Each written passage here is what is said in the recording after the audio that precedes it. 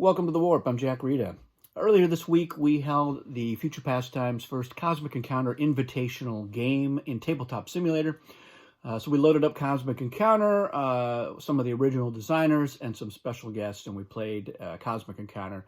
We streamed it live on Twitch, and a link to the video is in the description if you want to watch that particular game. I thought I'd talk about it, give some highlights, and what I enjoyed about the experience. We're definitely going to be doing more invitational games and hopefully getting more super fans of Cosmic Encounter to come play Cosmic with us. So in that game, I played in that game, so did the original designer Bill Eberly. Original designer Peter Alaka was in the game. He didn't play, but he kibitzed, as we like to say, making comments and observing what was going on. And Greg Alaka from Future Pastimes was in the game as well, running the Twitch stream and the camera actions. The other people playing were our guests. We had Danny from Danny C Gaming. Link to his YouTube is in the description. David from Brush Up Your Game, and his link's in there as well. And Charles Hildebrandt, who's the counsel for the Museum of Science Fiction and runs the Escape Velocity Sci-Fi Convention in the DC area. And he's a longtime friend of ours as well. So the five of us played. I figured we were going to definitely use the reward deck, so I pulled out a combo card called Just Rewards. This is one of the Escape Velocity 8-player combo cards. So it has 8 aliens that have access to getting rewards. So we really wanted to showcase the reward deck, and having aliens that can get into that deck, I thought would be a fun thing to do. So we took these 8 aliens and we shuffled them up and dealt them out. And the 5 of us had them. So Charles was the assistant. This is an essence alien. So they have their own set of essence cards. And the way it works is you have the power to be helpful as a main player or ally after alliances are formed, but before encounter cards are selected. Use this power, mandatory, if there are any other players on your side of the encounter, and give one a help card from your essence card cache. And then you gain a reward. So by giving somebody one of the help cards, they're going to get assistant gets a reward. Now the help card is something that you can cash in at a time of your choosing to have the assistant do something for you. And it's generally fairly specific about what it is they're getting here. So I had gotten a help card that when I drew a new hand, I could cash it in and have the assistant remove any of the cards from that new hand that I didn't want to have in there to kind of streamline it, get rid of the stuff that I didn't want. I never ended up getting a new hand, so I didn't have to use that. But later on in the game, he did give me another help card, which let me ask him to fish the attack 30 out of the discard pile. So we did use that. More on that here in a minute. So other players may give their help cards back to you per the timing on the help card. When they do, use this power to provide the help as instructed, then either gain one reward, or if you can immediately use the help card for yourself, you may also do so and put it in your unavailable pile. So Charles was able to pick up a few rewards this way by handing out some help cards, so that was good. Bill ended up playing the ghoul. This is assistance from Cosmic Eons, by the way. Ghoul is from Cosmic Incursion. It was also an alien that was in an Encounter magazine way back in the day. And Kevin Wilson and I were talking about aliens to include in Cosmic Incursion that could get rewards. And I remembered Ghoul, so I suggested that, and he thought that was a good idea. So Ghoul has the power to feast as a main player. After you win an encounter, use this power. For each opposing ship sent to the warp, as a result of the encounter, you receive one Defender reward. And what's interesting about my personal set of Cosmic Encounter, especially in Tabletop Simulator, is I have my reward deck, which is composed of the cards from Cosmic Incursion and Cosmic Dominion. And there's a reward deck from Cosmic Odyssey, but what I've done is I've converted that into what I call Defender Rewards, and it has a different card back. So it's purple. Normal reward deck is blue, and the Ultra Rewards are red, which we did also have in that game. But the purple Defender Rewards, the only way you can get them is if an effect is giving you specifically Defender Rewards. And typically that is allying with the defense and winning the encounter as an ally. You would gain defender rewards. But as you would note that ghoul specifies defender rewards. So the only way, if one of those purple cards is on the top of the reward deck, the only way you can get it is if you are given access to defender rewards specifically. After Cosmic Incursion, the term defender rewards by and large went away, and it's just rewards at that point was how they were referred to. But I thought I would exploit that for just silly reasons. So that's what I've done, and it did come up in the game. So there were some times where somebody was getting rewards because of all of these aliens, of course, can get rewards in one way or another. They couldn't get those defender rewards, except like Bill could because he was playing the ghoul. So Danny was playing the Quartermaster. So Quartermaster's from Cosmic Dominion, and this was a really intrusive alien in this game. Quartermaster got to do a lot. So you have the power to supply. Whenever other players should receive rewards, use this power, mandatory. Those players announce how many rewards of each kind they will receive. You decide which colonies their ships return to, if they're going to get ships, and then you draw all of their cards together and look at them, and then you deliver the appropriate number to each player as you choose. So if you have a circumstance where, let's say, 2 or 3 players were allied with the defense, and they're gaining their defender rewards, and each one will say, like, yeah, I'm going to get 2 from the reward deck, and the second one is like, I want 1 from the reward deck, 1 from the cosmic deck, and then the third one is like, let's get 3 from the reward deck. And so Quartermaster will draw all those cards, and then they'll look at them, and then they'll just deliver the appropriate number of cards, but they might not come from the deck that you wanted. And furthermore, so if multiple sources, you draw the cards announced, but deliver them as you choose. If you are due rewards as well, you receive yours afterwards. Otherwise, when delivering the other player's rewards, you either retrieve one of your ships from the warp or draw 1 extra card from the deck that those rewards came from. Include that card in your delivery decisions and keep whichever card is left over. So really what happens if you have a situation where people are gaining rewards, but Quartermaster's not gaining any rewards, they will pick up 1 extra from one of those decks, and then they'll look at them and they'll be like, well, this one is the one I'm going to keep for myself, and then deliver the others. And so because all of these aliens are picking up rewards all the time, Quartermaster was firing a lot. And in a lot of those cases, Quartermaster wasn't going to be getting a reward normally, so they actually were getting one, and they were picking the one that they would want to keep. And to his credit, Danny was not always taking the best cards, and the best card, of course, is a subjective idea, but did give me some Cosmic Zaps at one point, and some other good cards. So that was pretty nice of him, and I think he was trying to build goodwill because right away everyone was like, "Oh my God, this guy's getting rewards all the time," and getting the best stuff. He got targeted for a plague, and so I think from that point on, he was like, "All right, I got to make friends here, play nice, and then I won't be the target of ill will." So David was Yin Yang, and this is also from Cosmic Dominion. So Yin Yang has the power of balance. When you are invited to join both sides of the encounter, you may use this power to ally with both sides. So this is really the first alien that can, and really the only one that can ally with both sides.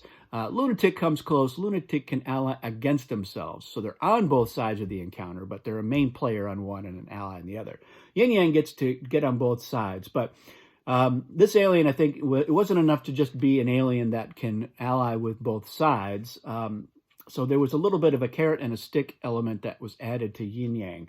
So if you ally with both sides and the defense loses, for each ship you have allied with the offense, the defense may keep one of their losing ships on the planet instead of going to the warp. So that's a little bit of the carrot there. If you do invite Yin Yang and they're on both sides, you know that you're going to not suffer as badly if your side loses.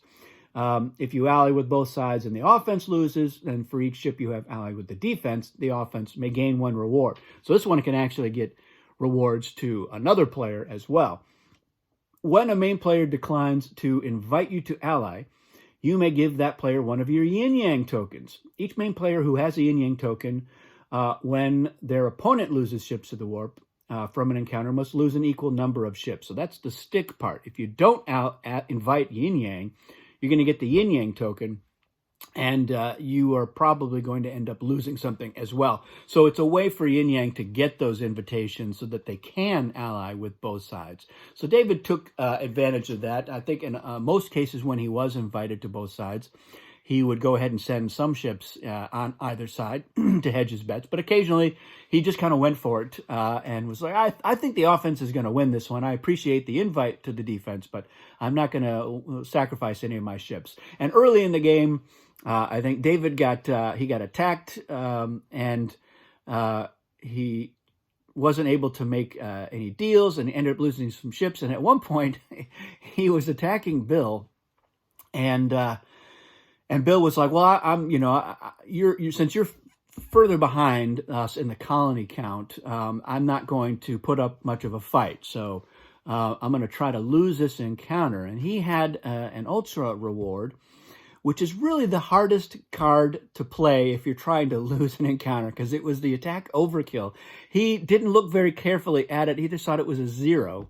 So he played that, and of course, the overkill beats everything except a morph. So just when David thought he was going to catch up there at that point, Bill had betrayed them and betrayed. So yeah, it was pretty amusing. And he was like, "Oh yeah, whoops, my bad. I will try to pay more attention later on." David did end up catching up and getting up to the four colonies and being part of the win attempt there at the end. So he had a slow start. I had a slow start as well. It took me a while before I could get encounters. The first time I attacked Bill, he wasn't interested in making a deal, and he played an attack 30 on me. But I ended up getting that attack 30 and using it that same attack 30, using it twice more effectively, because I was the Cloak. And the Cloak is from Cosmic Eons, and the way it works is you have the power to act unseen. Whenever both sides in an encounter reveal attack cards, and the total of those cards is 20 or more, you may use this power immediately.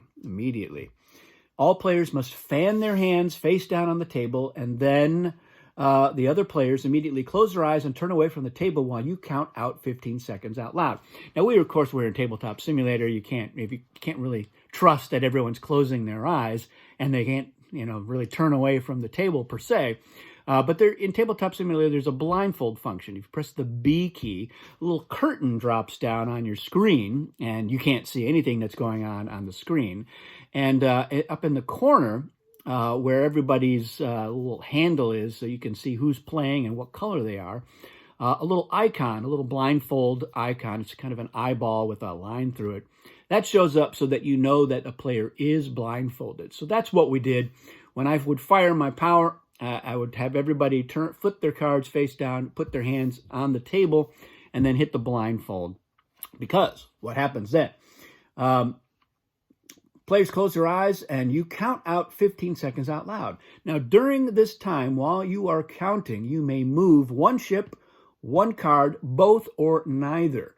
If moving a ship, it must be from a planet to another planet, or the warp, or from the warp to a planet.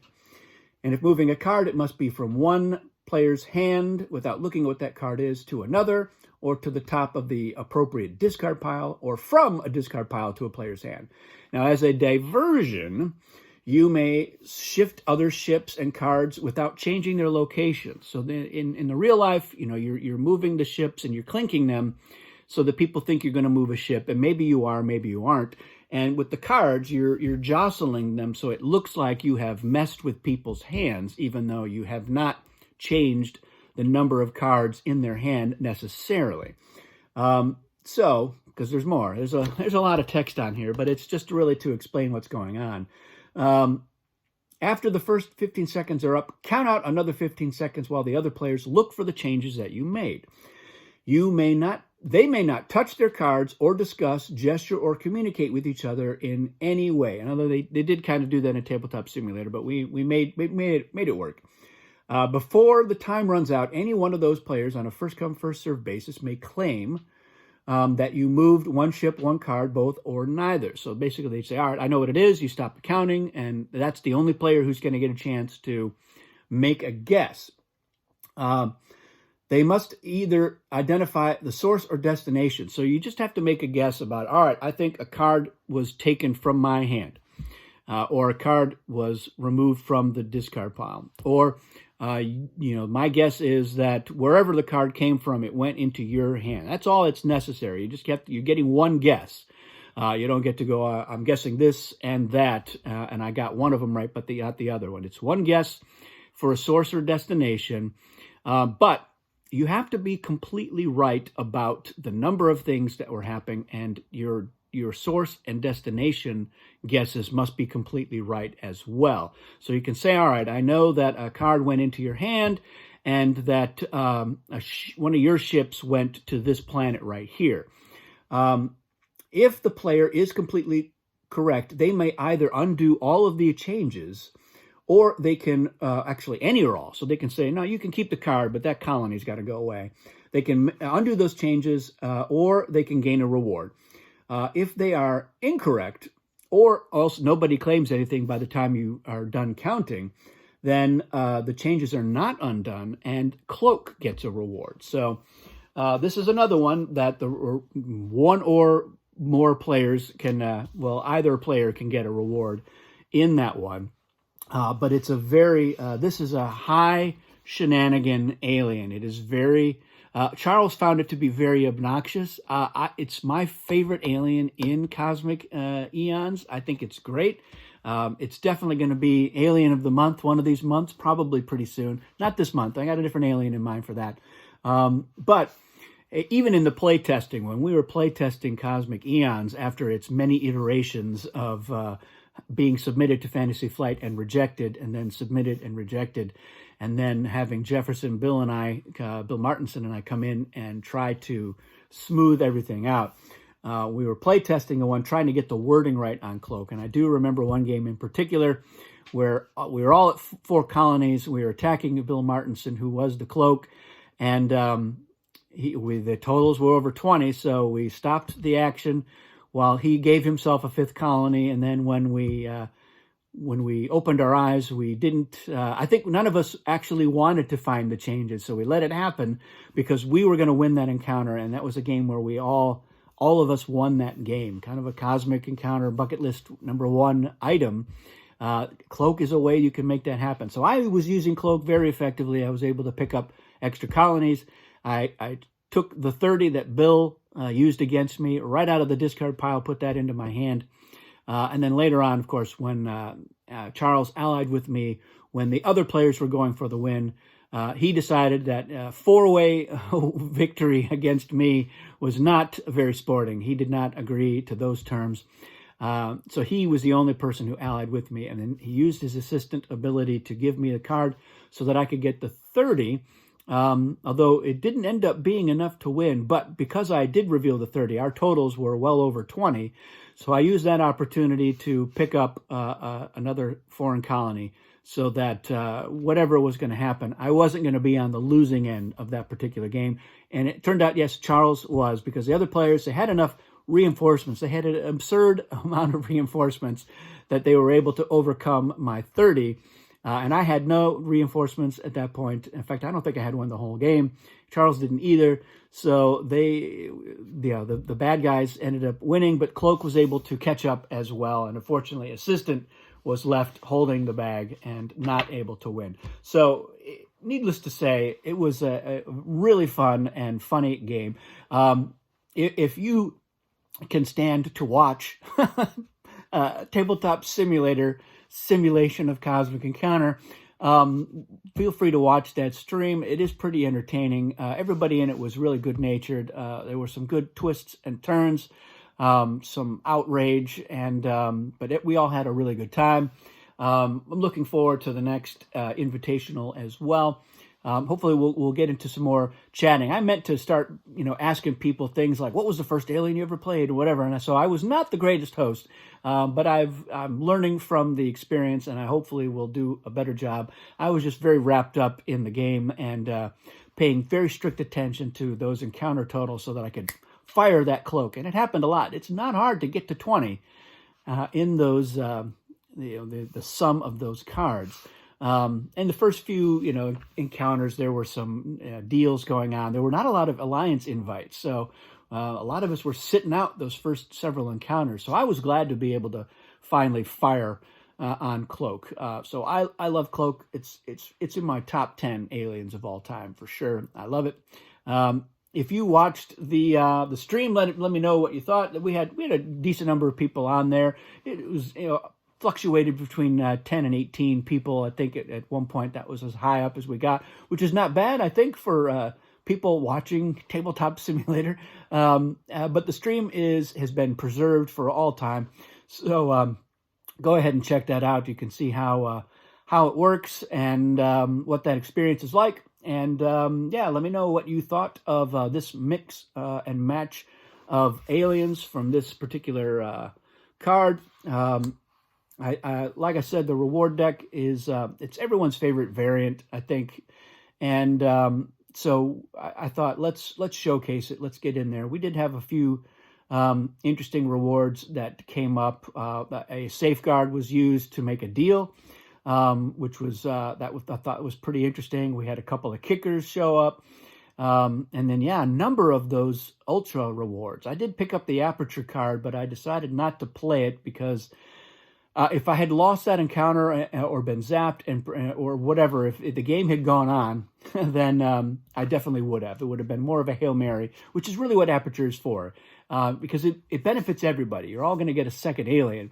It doesn't give you a specific advantage per se, but again, sometimes you just need something that changes the current dynamic. So it would have been worth it to me if we were going to go another couple of turns. So that's it for this video. Hope that you guys will tune in on our next Invitational, be in late February, maybe the 25th. That's what the date we're looking at. And then we look forward to announcing who our special guests for that Invitational will be. And yeah, we'll see you again soon.